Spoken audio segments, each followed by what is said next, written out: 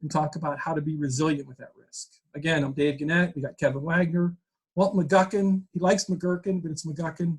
And Colby, thank you for going through with setting us up with Ocean Pines.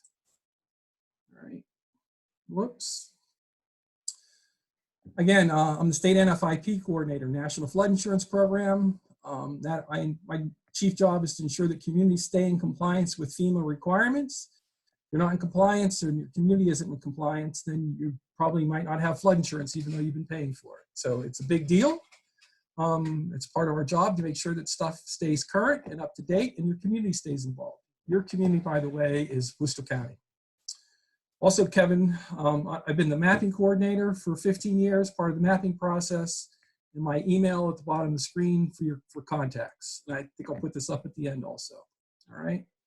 So I'm gonna talk about knowing your risk, how you can find out where you are on the FEMA map and where it is. Kevin's gonna talk about how things you can do to reduce your risk, mitigate various costs. Walt's gonna talk about insuring your risk, and then hopefully we'll have time again to come back for me for resiliency. And again, thanks to Colby, our host and tour director for tonight's tour. All right.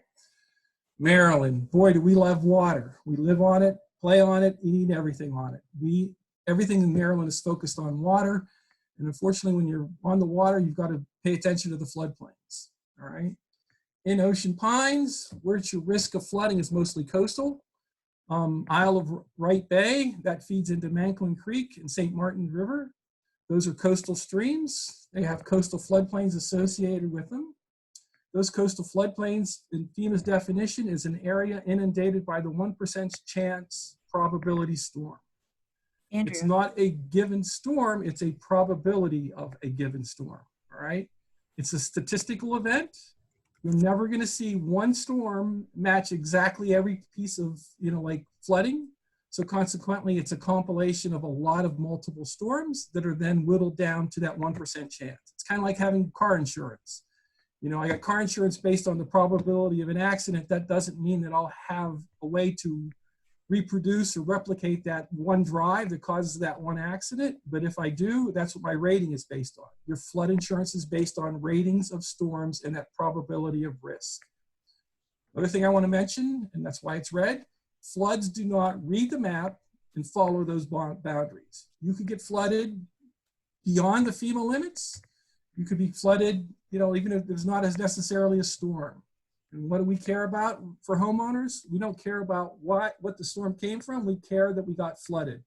So flood insurance is about that FEMA definition of information and whether or not you have to have flood insurance is defined that way.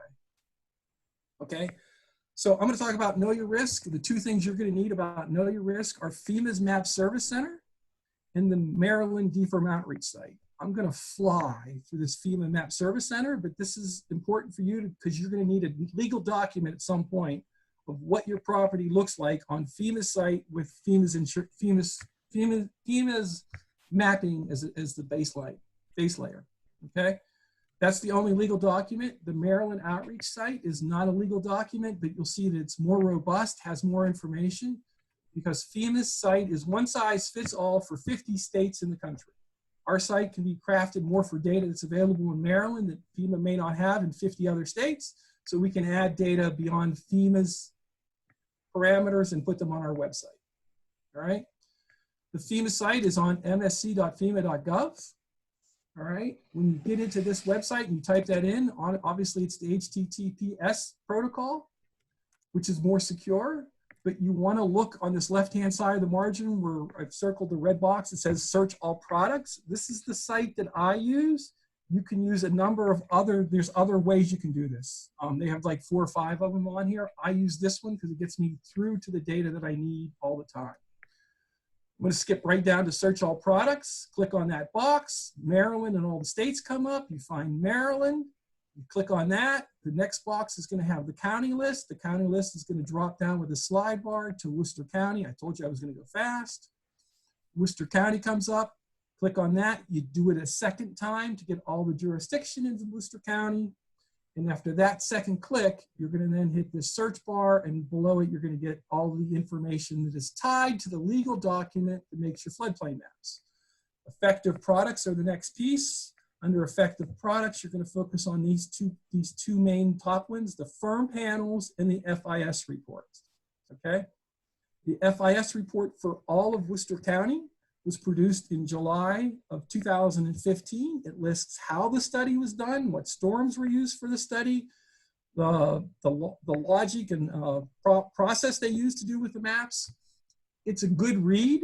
If you'd like to read those next 65 or 80 pages, you can download that on the website and get that for yourself. I wanted to show you where this was because this is sort of, you know, the why, how, and whatever of floodplain processing for Worcester County. We're not here to talk about that. We want to get you to the FIS report and the panels. All right, the panels are going to be the next line up. When I clicked on the panels, it's going to give me to this drop-down box in Ocean Pines is panel number 45. 24 is the state of Maryland, 047C is Worcester County, and then all of these panels are listed, you know, like for specific areas, all right? Ocean Pines is panel 45.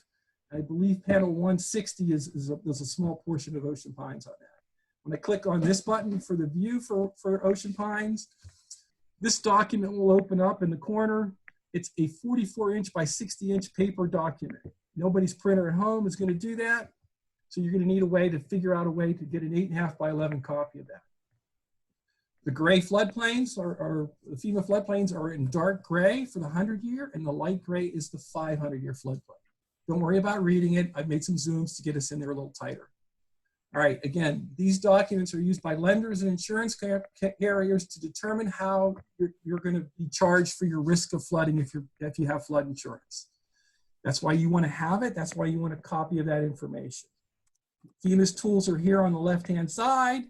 If I click to make a ferment, all these inboxes or insets are going to appear. This orange box I'm going to drag around to an area that I want to see.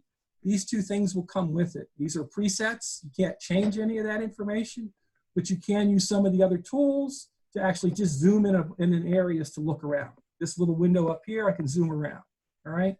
This ferment, the reason I'm showing you this is if I clicked on that, I would get that area that's on the preset, okay? Again, this orange box is this outlay, and these two presets came here. One thing I want to point out is the map scale. 1 inch equals 1,000 feet. This is the scale that the map is prepared for. This is the information that's based on the logic that FEMA used.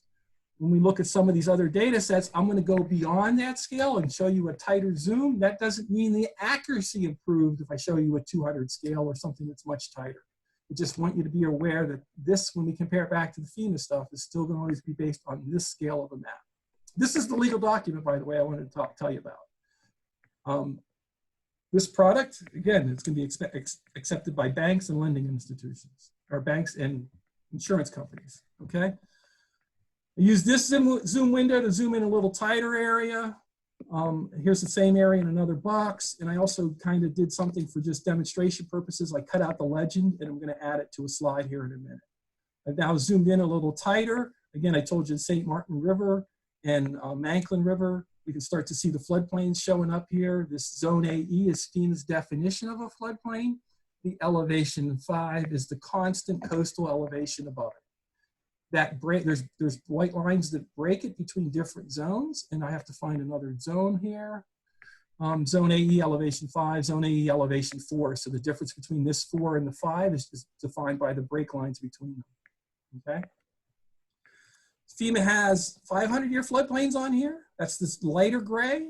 And FEMA also has areas out of the floodplain, which are zone X floodplains. Let me go back one more slide. So on that legend, the zone AEs, again, are here.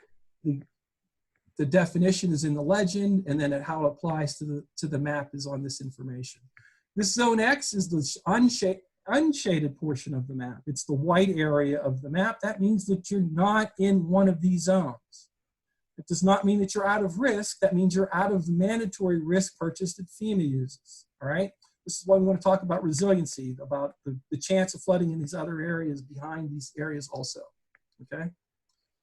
All right, the other side I want to show you, and not waste take up anybody else's time that's on your speakers, is the Maryland site. Again, it's Same HTTPS protocol, mdfloodmaps.net, okay? And you click on the box under the governor's picture and you get the flood risk application. In the right-hand corner, there's a theme window. You want to drop down the effectives, and you also can type in Ocean Pines, or type in a specific address on a specific road of Ocean Pines, and you'll probably get an address match that'll get you somewhere on that map. In this case, I just used Ocean Pines. I got the map on the screen, all right? Notice that the floodplains now are blue and tan. Same floodplains that were on FEMA's grayscales, the dark gray, or the darkest gray is the blue, and the lighter gray, or the 500-year, is the tan area on this. The reason for this is FEMA also puts this data out as a GIS data layer, and we've copied the GIS data layer, not the paper maps. As I zoom in on this area, you can see some of that information. On this slide, I also explain the difference between our blue and their gray, okay? All right, I then just grab those two maps and put them together. This is sort of a cut and paste exercise. This is not an exact science for this example. I just wanted to show you how those maps overlay and they match up pretty much exactly the same thing. If there's any distortion, it's because I use PowerPoint to make the slides, not because there's any distortion in the data. So I start to zoom in on this information on MD flood maps. The thing that you want to pay attention to is the stack of paper on the left-hand side. That's where the layers get turned on. That's where all the other information I told you Maryland has that maybe not be on FEMA's site. I click on that stack of papers, and I start to now zoom in on Maryland's site. If you have a scroll mouse, you just use your wheel. You want to make sure the effective floodplain is on here and here. There's also a little drop box to click those on, and sometimes there's this little triangle to the left of that. You want to click on that, and it'll drop down for opening other layers up. Sometimes you open up so many layers they go off the bottom of the page. This vertical gray slide bar will help you slide the window down so you can see everything. Again, the FEMA map showed AE 4s and 5s in coastal areas. They come up as the same definition on our site, okay? On our site, if you go back to the FEMA site, you could only see streets, you couldn't see houses. So in Maryland site, you can go up here to the base map layer, you can click on the base map layer, pick 6-inch imagery, and what you now turn on is an imagery underneath the floodplain so you can get an idea of what's going on in your specific location on your property. Again, I can zoom in and I can get a better view of that information. I'm now beyond that 1,000-foot scale, so be careful, but yet at the same time, pay attention that the floodplains are pretty accurate for this display, but the level of the display will give somebody maybe right on this edge of like, hey, I'm either in or I'm just out of the floodplain. Again, I know this is a sand trap, but just in this area in general, if this was a house, you'd be looking at the elevations of the house related to the elevations on the FEMA floodplain map to make those decisions. All right, another cut and paste just to show you how this boundary on the floodplain matches the floodplain on the grayscale, okay?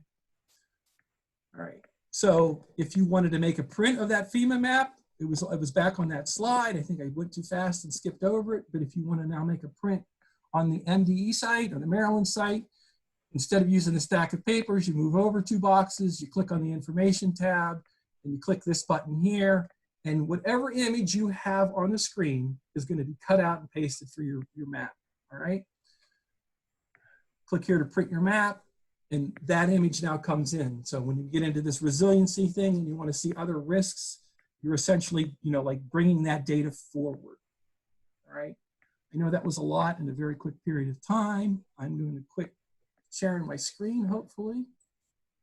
Turn this over to Kevin Wagner. Kevin is in our NFIP program. He's our CAP, Community Assistance Program Specialist and Coordinator.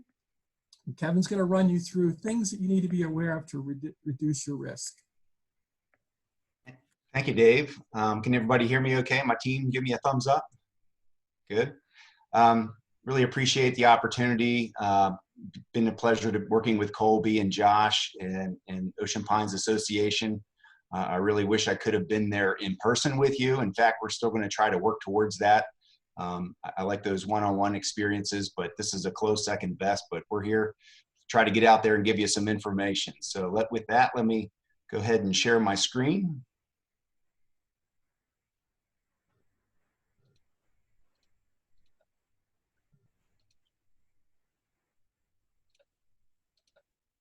All right, and let's go to display mode here, full screen. Is that good, Colby? Okay, good. All right, so I've got the piece, the second round here, about the reduce your risk. And I really wanted to make sure that we talk about and emphasize that when we talk about risk, I'm talking about only flood risk. There are a lot of different other types of hazards and things going on out there, but specifically in this world, just all things related to flood risk. So I hope to answer two questions that we get regularly, and we ask Colby and others what would be of interest to Ocean Pines. And the first one is, what can I do to reduce the risk of flood damage to my home? And is there anything I can do to my home that will lower my insurance rate? So I am confident, at least I hope I can answer both of those questions for you and give you some information that will be helpful. So looking at this holistically, you know, in the world we and Dave and I work in, it's floodplain management. It's a lot of different things. Dave talked about the maps and the data, the know your risk. I tend to work in that floodplain management world a little bit more and the reduce your risk. But you know, there are things that you do during construction that you could essentially mitigate and reduce the impacts of flooding. And then Walt's going to take on the fundamental foundational part of this, and that's the flood insurance and insuring your risk. But there are other types of insurance to be aware of. So I'm not going to get too deeply into all the regulatory stuff, so don't worry about that. But the point here is that, you know, it all starts with some requirements. Those requirements are in federal regulations, they're in state laws and regulations and things that we have. But most importantly, it's at the local level, the community, in this case, Worcester County. So in Maryland, we have developed a model floodplain management ordinance that we share out to all of our communities.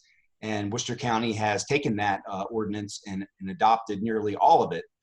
So there's many things that communities can do to adopt higher standards, like Freeboard, which is a factor of safety that I'll talk about in a second. But all this stuff is really closely tied to building codes. So, you know, if you're working on an addition, new home construction, there are certain code requirements you have to do, and the building inspector comes out making sure it's meeting those requirements. But a lot of those are now flood related. So why Freeboard? Freeboard, you know, the higher you go, basically, you reduce your risk from flood damage, but guess what? You also save a lot of money on flood insurance. So in this particular diagram, it basically shows you if the house was on the ground, you're looking at about $5,000 a year, as opposed to if you're 3 feet above, we are looking at an insurance premium of under $500 a year. So really a significant amount of money. So here are just a couple of examples for you. One happens to be in Crisfield. Dave showed some different zones, flood zone AE. So here's an AE zone in Crisfield and what that would look like. So typical crawl space construction with a block wall or concrete wall. But there are some little things at the bottom of at that foundation, flood openings, that we're going to talk about that are critically important for insurance. And here's an example of a VE zone. So, you know, something you traditionally see in Ocean City, but this one actually is in Calvert County. We do have coastal velocity zones that come up the bay. And with the new mapping, new homes are now being required to meet this standard. So it's kind of interesting. You see the house on the right was built before any of the mapping, before a lot of the regulations took place, and that's on the ground, but the newer construction are meeting the new standard. So Worcester County revised its floodplain management ordinance on June 16th in 2015. So it does meet and exceed the minimum National Flood Insurance Program requirements. They have a great group of folks in their development review and permitting section. I'm getting a little bit of feedback. There's a building administrator who's also their floodplain administrator. They do a really good job there. Ed Tudor's group and Bill Bradshaw and all those folks. So they have a lot of higher standards that they've adopted in their local regulations. Electrical panel boards have to be higher. They don't allow new manufactured homes in certain flood areas like velocity zones. Critical and essential facilities like hospitals, police stations, we don't want those in really high risk areas like V zones and floodways, and another area called a coastal A zone that we really didn't get into. But again, that's just these high risk sort of areas.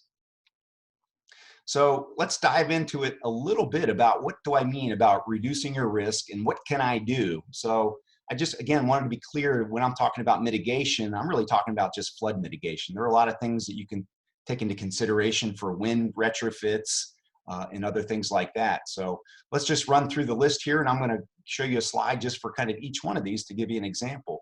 But using flood damage resistant materials, what does that mean? Well, we'll help define that. This is really important, installing flood openings and enclosure. So what's an enclosure? What do I do there? And we're going to help you there. Backflow prevention valves, what is that? So, water and sewer systems, preventing those flood waters from backing up into your toilets and your sinks and all that kind of stuff.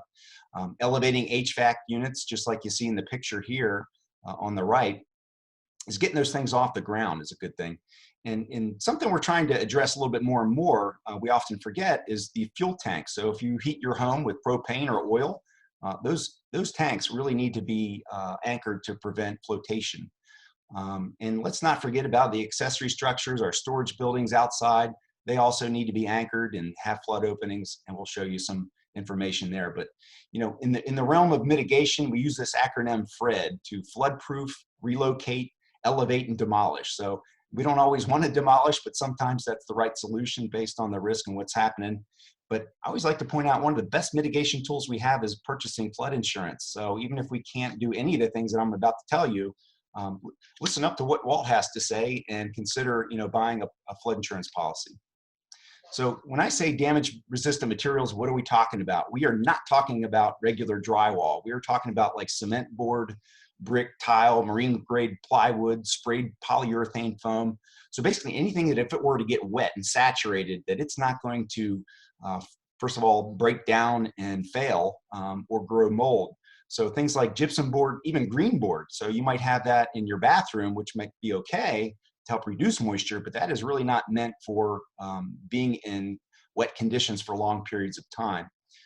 Carpeting is certainly not very good damage resistant material, nor are oriented strand board or fiberglass insulation. But don't forget about like the fasteners and connectors. Stainless steel and hot dip galvanized tend to be really good materials. So things to keep in mind as you're doing renovation projects. So even though you may not be required to do certain things through a permit, you might want to consider doing them. So let's talk real quick about what an enclosure is. And basically, it's an enclosed area below the lowest floor of an elevated building. So in those enclosures, you really only want to use it for building access, vehicle parking, and storage. So, everything else, we want everything to be elevated and out of harm's way. A couple other bullets here that you can read through, and we share these slides, but the point is just to define that enclosure initially, what that means. And then kind of latching on to the enclosure aspect is what do we mean by lowest floor in that previous slide? So basically it's the lowest floor of an enclosed area, including basement. So this is really important on the flood insurance rating side. So depending upon where your flood openings are really defines what your lowest floor is. So the elevation certificate and things like that I'm going to talk about can be very helpful tools. But I did want to point out that all new and substantially improved structures must have the lowest floor elevated to or above the base flood elevation. However, non-residential buildings like commercial spaces could be dry flood proof below the BFA. So there is a second option. So flood openings, they can take a variety of forms, and all they're meant to do is really reduce hydrostatic pressure in the wall. So as those flood waters increase, what are we doing to alleviate the pressures? Because once it gets more than 2 or 3 feet, you're getting a lot of pressure on that wall that can really lead to failure. So there's some minimum requirements that the bottom has to be within 12 inches of grade. And then there's a prescriptive requirement that you either have 1 square inch of net open area for every square foot of enclosure, or you use an engineered flood opening option, something that's been designed and certified for floodplains. And the other key thing is that they have to be on at least 2 different walls. Just another graphic that I grabbed off of a magazine, American Surveyor, so the link will be shared with you, but just kind of shows you in a different way to keep these things have to be low to the ground within 12 inches. They allow that water to balance, that picture on the right. The other thing is like ductwork. We don't want after we've gone through the trouble of elevating our floor, we don't want to then put ductwork below those floor joists. So trying to tuck that up and get that elevated is really important. And then the last point to really make here is then looking at the interior grade of like a crawl space versus exterior grade. It's really helpful to balance both of those elevations. You don't want to be in a situation where the interior grade is a lot lower than the exterior grade. But I can't stress enough how important flood openings can be, and they often lead to higher flood insurance if you don't have the right ones or the proper number. So here's an example of a structure that initially met the requirement. It had lattice work in the back, so they don't really, FEMA doesn't care what you use, just as long as you're meeting those standards to balance that hydrostatic pressure. But then later, somebody came in and put these covers on it, and now instead of your elevated floor being, you know, above that brickwork, now the lowest floor is considered at that basically grass level or ground level. So from a flood insurance standpoint, you went from, you know, being 4 or 5 feet above to now, you know, 4 or 5 feet below. So that really negatively impacts your flood insurance. Here's an example of a crawl space. We call it a subgrade crawl space, but commonly referred to as a basement. So if it's below grade on all 4 sides, the B word is a dirty word in flood insurance. It'll lead to more money. Somebody's going to pay more money with the basement in a floodplain. So again, trying to balance those grades on the inside and the outside as best we can, and having proper flood openings. Hey, Kevin. So, yes. We just got a question since you're talking about this, and so I just, not to interrupt you, but I did want to throw this out since you're in that piece right now. Gary Bigelow from Ocean Pines, he's 50 years old, and his home was built in 1980, and he is wondering about information about elevating existing homes that are already there. I'm going to get to that. Yep, I do have a piece about mitigation towards the end. If you can hang tight, and we'll get to that in a moment. Thank you very much. Yep. So the next thing here I just wanted to cover real quick is about backflow prevention valves. And I couldn't find a real good graphic, so I actually found an old FEMA publication I thought did a decent job. But basically, if you're connected to a sewage system and there is a flood, you need a way to prevent the water from all that pressure pushing the waste back up through the pipes. So those backflow prevention valves can be a really great thing to do. So that's often something you need to do on your side of the property line as opposed to on the municipal side. HVAC units, so we see these all the time. So instead of putting them on the ground, build platforms. I've seen them elevated in a variety of ways. I'm sure you have too. But just this is an example of, you know, using some metal platforms. You can also see the flood openings in this particular garage. Here's one in Dorchester County, so kind of the same thing. And again, that lower area, as long as it's used for parking, access, and storage, it's okay. What we don't want is somebody to now start adding in the curtains and putting the drywall in and then adding the big screen TV and all that kind of stuff. So just limited storage in that lower area. And this is a blow up of a picture I showed earlier in Cecil County where utilities, like the meters. So there are ways that you can work with the utility provider to even get the meters up, provided they have access to read them. Elevating utilities, hot water heaters, HVAC systems, furnaces. These are things that we can do as well. There's a variety of ways to do that, either through concrete blocks or wood platforms or things like that. But oftentimes, if the utility is not elevated, that may also result in higher flood insurance. And then I talked about fuel tanks. You know, what can I do there? There's a variety of ways you can anchor. This particular one is an oil tank that they're anchoring to concrete. But if you were to do like a propane tank, this will also work for oil tank on the outside. There's augers that you can basically drill in and strap these things down. So these are available. Some providers will automatically do these for you, maybe for an extra fee. But it's really important because these things are buoyant during a flood condition. They float off somewhere else and cause problem.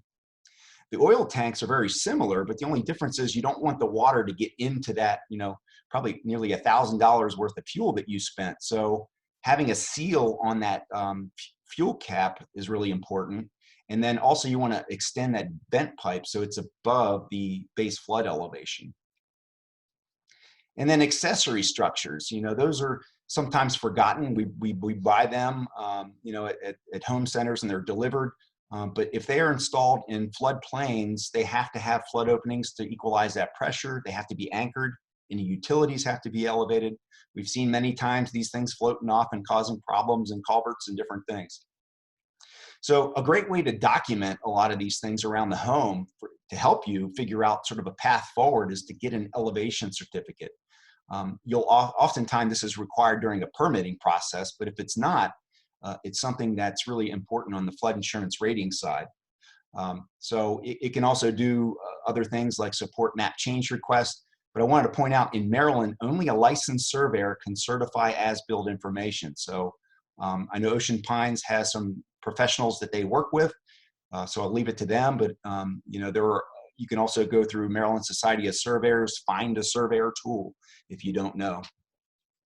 So here we go, mitigation grants. What can I do? How do I pay for all this stuff?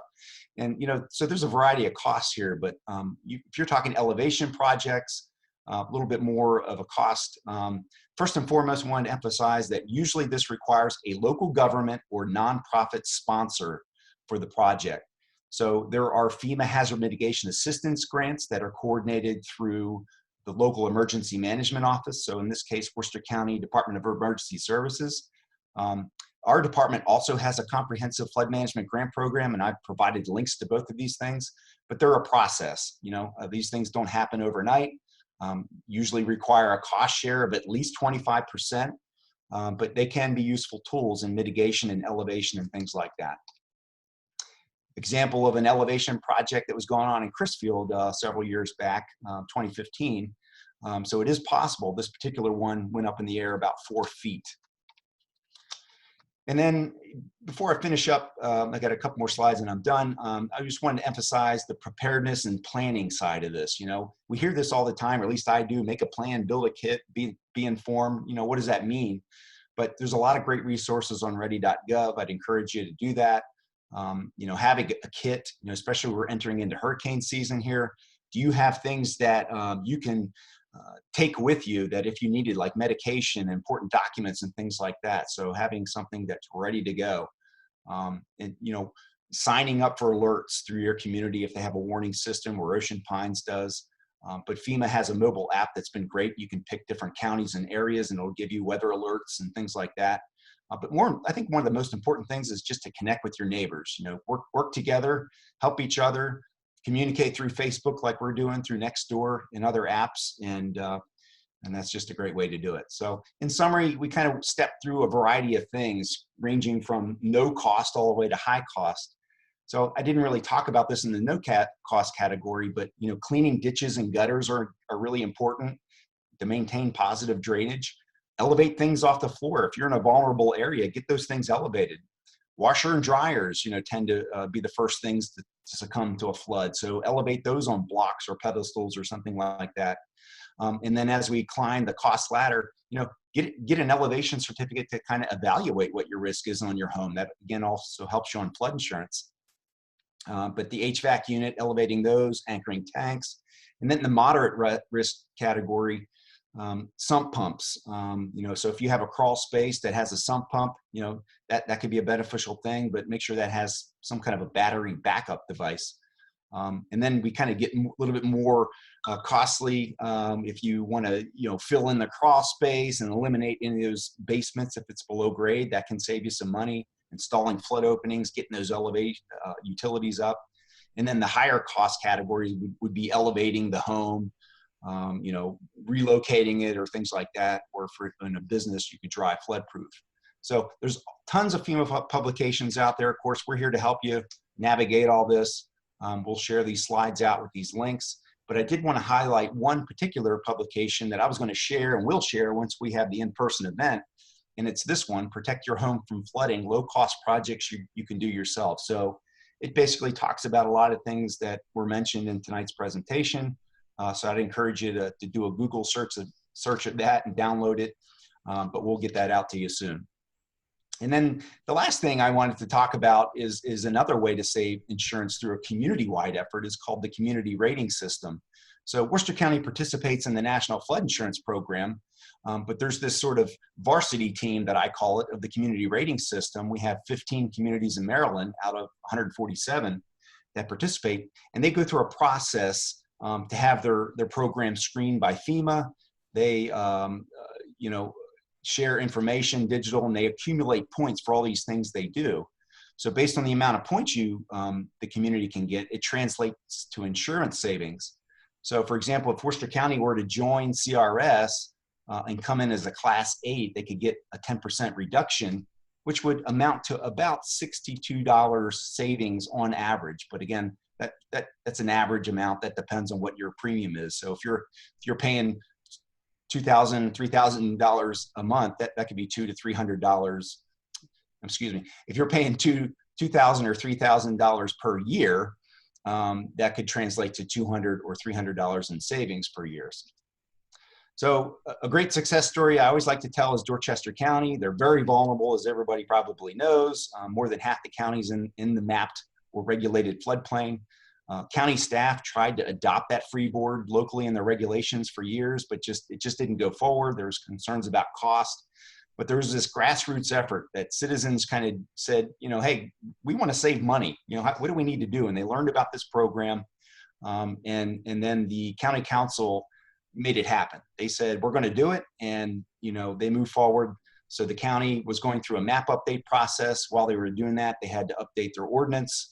They adopted a 2-foot freeboard. So kind of a short timeline here, but long story short, they came in, community rating system is a Class 8, just like I showed, got a 10% discount. But then they had a real good champion locally that helped them become a Class 6 community. So now they're seeing a 20% discount on their flood insurance. So again, there's a little bit more broader approach that could be taken. So you can focus individually, but also community-wide. I'm not going to go through all the websites, but just working with our local partners, state and federal, there's some great resources. But with that, I am going to stop and just thank you for your time.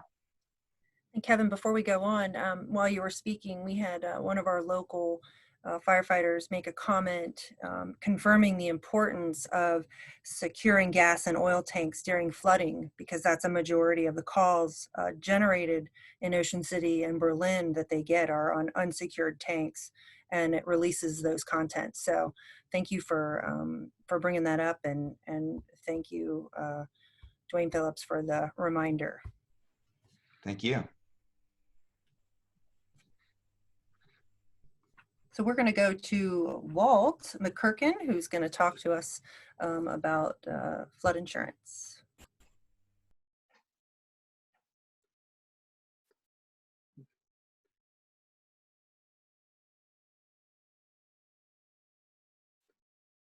Okay.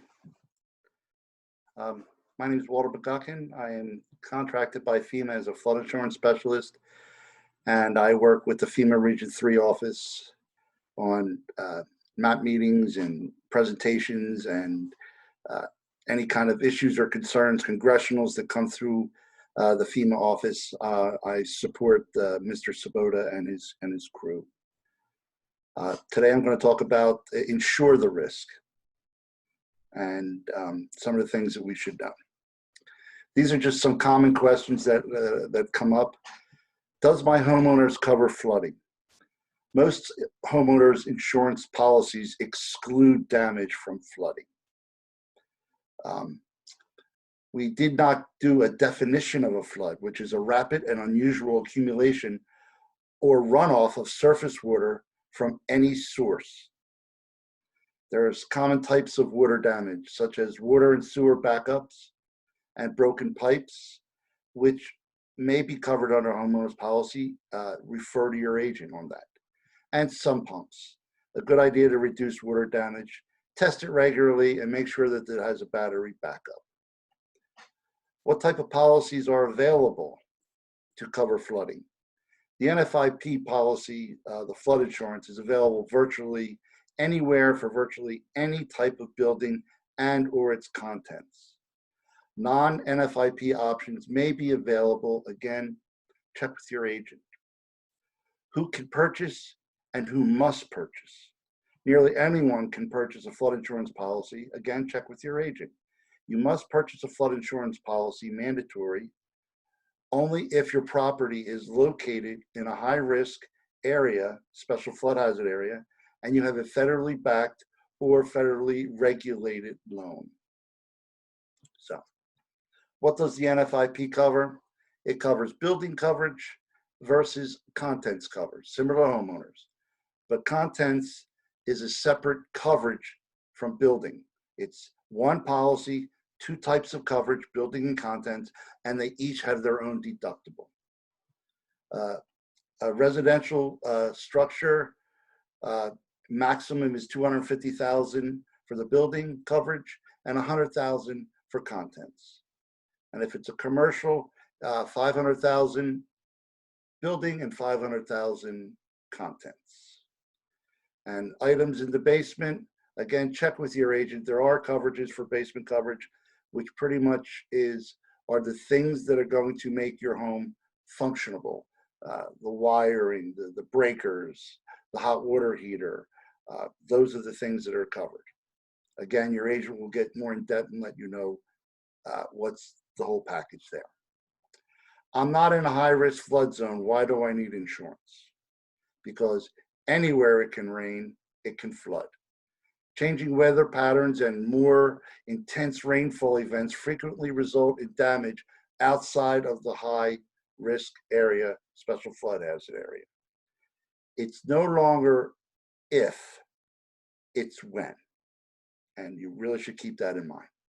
And again, if you're outside the special flood hazard area, you can qualify for a preferred risk policy, and usually it's several $100s annually. And your agent, again, can get you a quote. I just had a call an hour and a half ago, somebody from Baltimore. The lady wanted to get flood insurance, and she had the name of the agent, but not the phone number. So I was able to look that up for her, and she's going to get a quote. Are there ways to save money on my flood insurance through the NFIP? Kevin really alluded to many of the factors there. Personal mitigation actions. Again, you'll work with your local floodplain manager. There's grant funding, but that's usually reserved for the most flood-prone properties. Again, I'll direct you to the agent. Can I purchase flood insurance from other sources other than the NFIP? Yes. Flood insurance may be available from other sources than the NFIP. Private flood insurance and surplus lines flood insurance are just two examples. Next. Myths and facts about the NFIP. You can't buy flood insurance if you're located in a high-rise flood area. I was in Westchester, New York many years ago, and I had a person come up to me and say, my insurance agent told me I can't buy flood insurance because I'm in a high-risk zone and it's too expensive. And they believe that. You can buy flood insurance whether you're in a high risk or low risk. You can't buy flood insurance immediately before or during a flood. Yes, you can. There's a 30-day waiting period. You can't buy flood insurance if your property has been flooded. Unlike homeowners, where if you have a couple incidences, you're either kicked out or your premium is outrageous. That doesn't apply for flood insurance. You can buy flood insurance even though the home has been flooded. Next. Flood insurance is only available for homeowners. It is also available for renters, for condos, for agriculture, for commercial. It's not just for homeowners. Homeowners insurance policy covers flooding. We brought that up earlier. It does not. And only residents in high flood areas need to insure their property. And again, we'll go back to it's going to rain. We're going to have flooding, and it does not discriminate on where it goes. So it's high risk and moderate and low risk areas that are flooding. Next. Flood insurance can only be purchased through the NFIP Direct. There are over 60 insurance companies throughout the United States. They're called write-your-own companies. that will be glad to give you a quote and write a policy, and also through the private market also. And the NFIP does not offer any basement coverage. We mentioned that it does. Speak to your agent to see exactly what is covered and what is not covered, like rugs and televisions. Those things are not. Next. Here's some takeaways. Homeowners and fire liability insurance does not cover flood. That's the third time we've mentioned that. Work with your agent. Very important. Flooding causes more damage in the United States than any other severe related weather event over hurricanes, tornadoes. Flooding causes the most damage. And here's the one I really like. More than 50% of the Hurricane Harvey claims were in a low to moderate flood zone, and only 15 to 20% had flood insurance to the NFIP. And more than 50% were in the low to moderate. Again, a flood does not discriminate high risk, low risk. Next. And here's a priceless one. A small price to pay for peace of mind when 1 inch of water in a home can cause more than $25,000 in damage. 1 inch of rain. That's how severe flooding is. And why flood insurance? Because floods are happening. It's not if, it is when, the way this world is today. Severity of your loss, a flood insurance policy will allow you to at least recoup what you've lost. It's not going to make you whole, but it sure helps having it as opposed to not having it and have to depend on disaster assistance. And again, we have hurricane seasons, we have winter and spring storms. And again, a preferred risk policy, if you're in a low to moderate, is very within range of a couple $100. And that's pretty much all I have. And I believe I did it in a record time over the two other gentlemen. But there's no award for that, Walt. I know. Thank you. Thank you, Walt. We're gonna actually go back to Dave. He's gonna talk about something else real quick, and then I'll be coming back on to close us out. Dave, Hey. Yep, I'm ready. All right, no, I'm not. Go back to here. I gotta grab share my screen, otherwise it won't work. All right. Thank you. Got me again, Kevin? Give me a thumbs up. Okay. All right. So resiliency is what we sort of, all three of us sort of talked around a little bit here. All right. And resiliency is about you recovering after an event. Okay.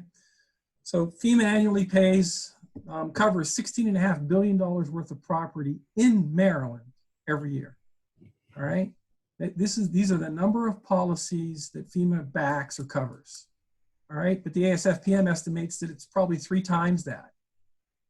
You could be in a floodplain. You could have your mortgage paid off. You don't have to have flood insurance. So some people think that they should cancel their flood insurance. So people in the floodplain that don't have flood insurance any longer, or people that just outside the floodplain, which I think air quotes is Ocean Pines, that number, that risk is about 3 times it, is what we're trying to say here. Okay. So again, floodplain's mandatory.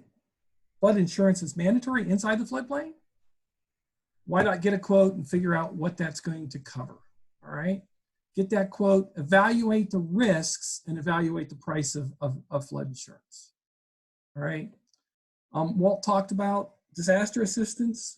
I want to give you the bad news.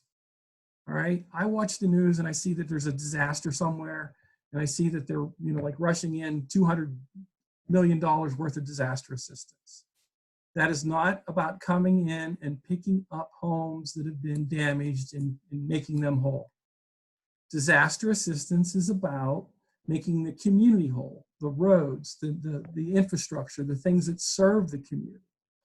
Individual homeowners generally average about $3,000 to $5,000 for disaster assistance. And that's not for your drywall, and that's not for stuff that that people think they want covered. Disaster assistance may be linked to your water heater, your furnace, and things like that. But when you get that $3,000 to $5,000 check, it's going to come with the attitude or the stipulation that you have to have flood insurance anyway for the next 3 years. All right. So you've had a flood. Let's just pick a rough number and say that flood damaged $50,000 worth of property in your home. Okay. Your home had $50,000. If the furnace and things that make your home habitable, okay, the furnace and water heater were damaged, you'll get a $3,000 to $5,000 check. If you had flood insurance, you get a $50,000 check and still get to pay, like get your furnace and water heater covered. So I think when you talk about risks, you want to understand how hard it is to recover from a flood after the fact. All right, floods can occur outside the floodplain. That's where I want to go back to the slides and show you some more information. We want to evaluate those other risks and be much more aware of of a disaster. I'm going to skip over this and talk about probably the sea level rise, hurricane inundation areas, and then 100+3. All right. This is a LIMWA line. This is on the MD flood map site. It's a line that shows where we've got higher wave velocities going on.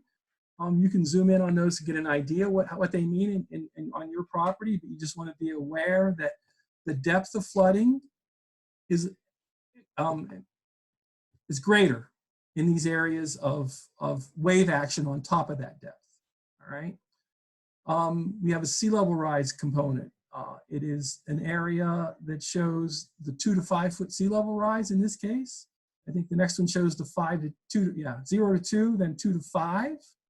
All right, I turned the FEMA layers off, so you're getting this little gap between them.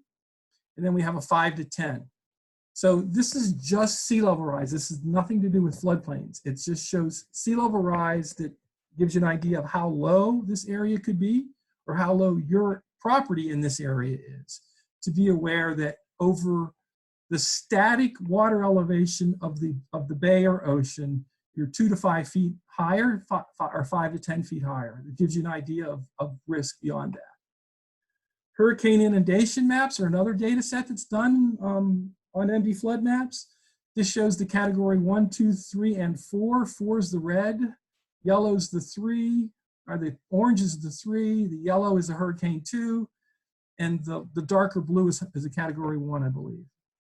Okay, this is the risk only associated with flooding, not those extra waves that could come with it, depending on which side of the hurricane's eye you are. So if you're in this orange area of a category 3 and you're on the wrong side of the hurricane, imagine that the wave heights and water heights would be 2 to 4 feet higher, just the direction of the eye of the hurricane. All right. One of the things that we're currently working on in Maryland that I think you'll find beneficial is we are actually doing a 100-year floodplain plus 3-foot layer. We haven't sort of started that process in about 5 or 6 counties. We haven't done Worcester County yet that I can pull it out and give it to you, but we are going to be able to get it to Colby here and probably in a matter of maybe the next month and a half or so, we'll be able to see that information. All right, what it's going to look like is you'll have the static floodplain elevations, and we'll start to now add 3 feet to that. 3 feet to that. So the floodplain is static. Maybe the first foot is in this area. This is actually just a rendition of the ground in that area that actually has this 4-foot elevation. I think 0 to 1 is here, 1 to 2 is yellow, and 2 to 3 is orange. So all the way back here, you're only 3 feet above the 100-year floodplain. And I think this is a valuable piece of information for you guys to look at. Remember, the floodplain line could be right here along the water, and just 3 feet above the 100-year floodplain could be back several hundred feet in some cases. So we think this is another area of risk that you should be aware of, for you to evaluate the risk and then consider whether or not I need floodplains, okay? Flood insurance. This shows what the LIMWA is, and it just gives you an idea that what that risk is coming from is if there's nothing to stand in your way between you and the ocean, okay, then the water is going to keep going till it runs out of energy, all right? A V zone is a high velocity zone, which wave heights are greater than 3 feet. We know that there's an awful lot of damage can occur in this next area that drops from 3 feet down to a 1.5 foot wave. This information is available, okay? So it gives you an idea of what some of these things mean and identify risk. I know that I went way too fast, and I'm sorry for that, but yet at the same time, we had a lot of information we wanted to cover. I'm going to stop there, turn it back to Colby. You guys have any general questions, you can get them to Colby. She can relay it back to us, and we'll turn our microphones back on and kind of go from there. All right? Yep, I already gave you that information. All right? Dave, real quick, just to add to that LIMWA, I did want to point out that Worcester County recently was successful in revising that limit of moderate wave action line. You know, they were trying to apply some permits and looking at the details of that. So FEMA went back and did revisions based on the community's input. Right. And does anybody else on our team want to go, you know, bring up anything that they wanted to add? I'll just go ahead and Go ahead, Colby. the question that came in was and this actually came in from a couple people, can the Ocean Pines HOA receive disaster assistance? And to answer that question, our group is going to reach out to Maryland State Hazard Mitigation Office, and we will get that answer back out to you. I just want to thank everybody for tuning in tonight and listening to this really important information. As we know, in Ocean Pines, we're dealing with a lot of, as I stated in the beginning, drainage, flood, stormwater issues here. And I can't thank the group that was on tonight, working together to get this done for everybody. Going forward, if anyone has any questions on anything that they saw tonight, as Dave mentioned, you can email me directly at cphillips@oceanpines.org, and I will make sure to get that question to the group, and we can get it to the right person and get that answered for you. Also, with this being our first live webinar we appreciate everybody's patience. Josh Davis, our marketing director, will be putting up a link once he receives that will go back and play everything that we had on tonight. So if you missed any parts of it, you'll be able to go back and watch that. And our next live webinar is going to be with Jennifer Dindinger. She's with the Maryland Extension. That's going to be on June 9th. We will have more information to come on that, but she's going to be teaching everyone virtually how to make a rain barrel and a rain garden. So we're looking forward to that. But again, thank you everybody for tuning in. And thank you, Dave, Kevin, and Walter, for your conversation pieces tonight. We appreciate it. And we hope everybody stays safe and has a good night. Thank you, Colby. Yeah, and I really wanted to recognize, of course, Andrea is working behind the scenes, but our FEMA partners. But I also wanted to mention Simone Partridge. There were some staffing changes. She really helped us to get this going. So Simone, if you're out there watching, we just wanted to thank you, let you know we're thinking about you. The only reason I was on is because I thought Bruce Springsteen was coming. Can everyone hear me? Yes. Hi, this is Julius Lockett, floodplain management insurance specialist. I just want to say kudos to Kevin, Dave, and Walt for an awesome job, and for Colby for hosting it.